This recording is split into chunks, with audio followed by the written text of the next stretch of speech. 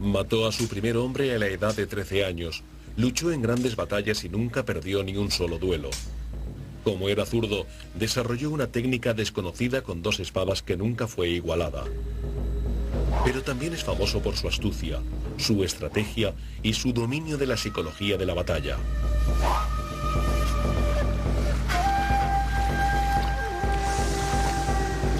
Cuenta la leyenda que era un espadachín tan bueno que en una ocasión luchó contra su archienemigo Kojiro con un remo de madera. La historia nos habla de su astucia. Sabía que Kojiro usaba una espada extra larga, de modo que prescindió de su propia espada y luchó con un largo remo. Fue capaz de evitar la espada de Kojiro y de asestarle un golpe mortal.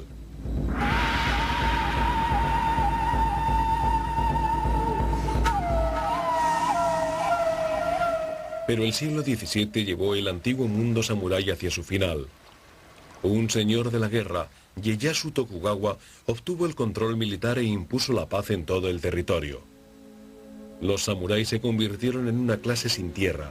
Las normas de compromiso cambiaron y los samuráis tuvieron que reinventarse de nuevo. Los feroces guerreros fueron obligados a cambiar su juego. La violencia fue canalizada hacia el zen y la poesía. Las artes marciales fueron reguladas y transformadas en deporte. Los valores del campo de batalla encontraron nuevas salidas en tiempo de paz.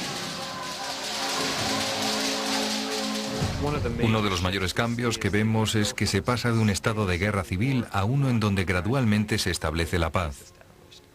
Se daba entonces el problema de, 1, mantener la instrucción militar, y 2, justificar la existencia de esa clase militar en tiempo de paz.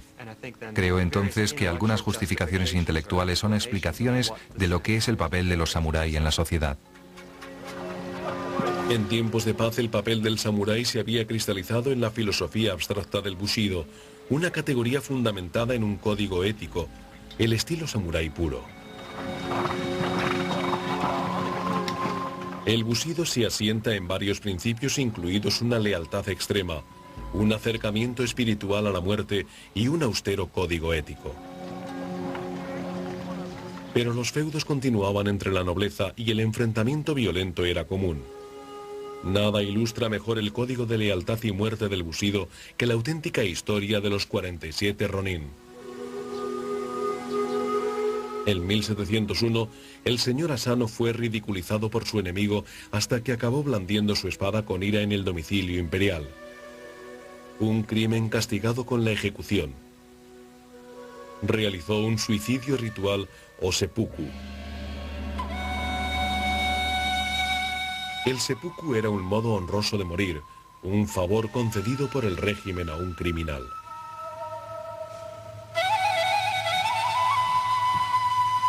Una horrenda ceremonia en la que un hombre se abre su propio vientre. Un segundo hombre permanecía en pie con una espada en alto. La longitud del corte determinaba la extensión de su valor. Cuando no podía soportar más dolor, indicaba al segundo hombre que le cortara la cabeza. Dar permiso para que se realizara el seppuku significaba que se podía morir limpiamente y con honor. La persona que cometía un crimen y a la que se le permitía realizar el seppuku podía mantener su estado intacto entre los miembros de su familia, mientras que si eran simplemente ejecutados, todo les sería confiscado. El acto del seppuku del señor Asano dejó a sus leales samurái a la deriva sin maestro. 47 de ellos vengaron su muerte matando al hombre responsable. El subsiguiente juicio hizo temblar a Japón. Realmente causó una gran sensación. Era como la época de los juicios OJ, es decir, todos en el gobierno, en la cultura popular, todo el mundo hablando sobre ello. Los japoneses se dividieron sobre lo que debía hacerse con los 47. ¿Debían ser ejecutados como criminales comunes o debía permitírseles salvar su honor realizando el seppuku? En un sentido fue un acto para ser condenado porque tenemos un feudo. Formaban parte de un feudo y mataron a un hombre, pero al mismo tiempo actúan como si fueran el parangón de la lealtad, porque actúan para intentar explicar el deshonor en que había caído su señor. De modo que mucha gente les ensalzó por ser ese parangón de lealtad. El régimen tenía realmente un problema en decidir qué hacer, y al final decidieron permitir a esos hombres que realizaran el seppuku. lo que significaba que no serían ejecutados. No era el peor castigo. Los Ronin realizaron el seppuku el masa y están enterrados aquí, en el templo Sengakuji, en Tokio. Siguen siendo venerados por los japoneses tradicionales por su lealtad y extremado valor.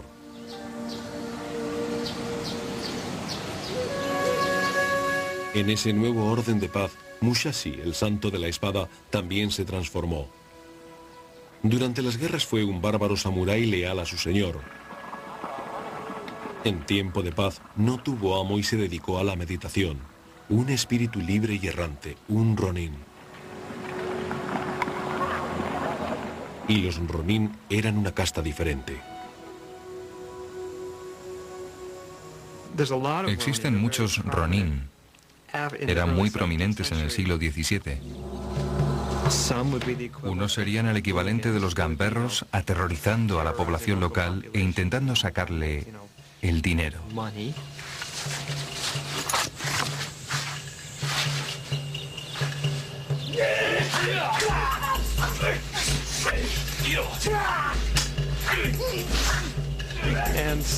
Y otros se convertirían en ideólogos intelectuales, y ahí es donde vemos que encajan personas como Musashi, que realmente no están metidos en esa red con un amo, pero pueden vivir de sus ingresos tomando parte en competiciones y así sucesivamente.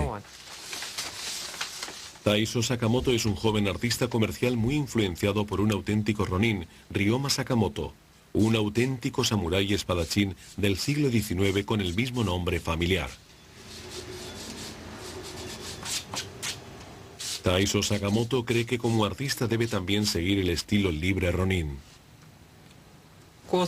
Cuando estaba en el instituto, leí este libro sobre Ryoma Sakamoto y me sentí fascinado por el espíritu guerrero o samurái.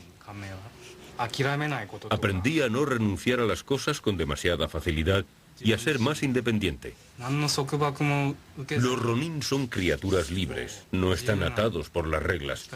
Es una vida dura, pero tienen el poder de superar los problemas. Ryoma Sakamoto fue uno de los últimos samurái. En principio un Ronin natural y duro, cambió con la edad y fundó una compañía comercial que al final se convirtió en Mitsubishi Corporation.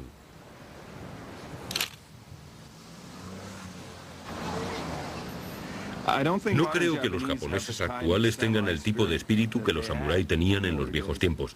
No obstante, creo que seguimos teniendo el espíritu samurái dentro de nosotros.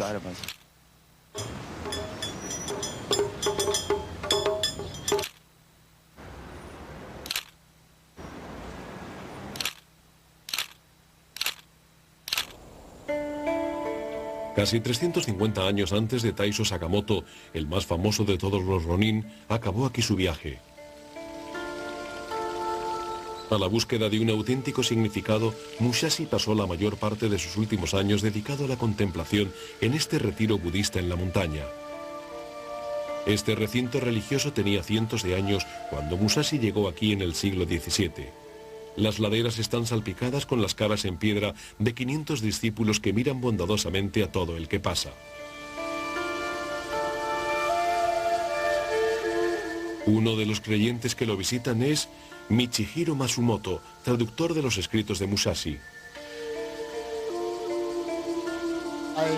Me siento como uno de esos 500 discípulos iluminados del budismo.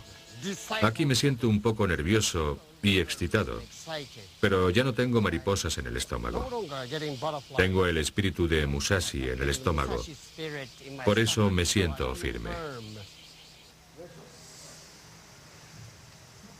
Con 63 años, el modo samurái de Matsumoto es enseñar idiomas y artes marciales. Aprendió por sí mismo el inglés siguiendo el ejemplo de Musashi.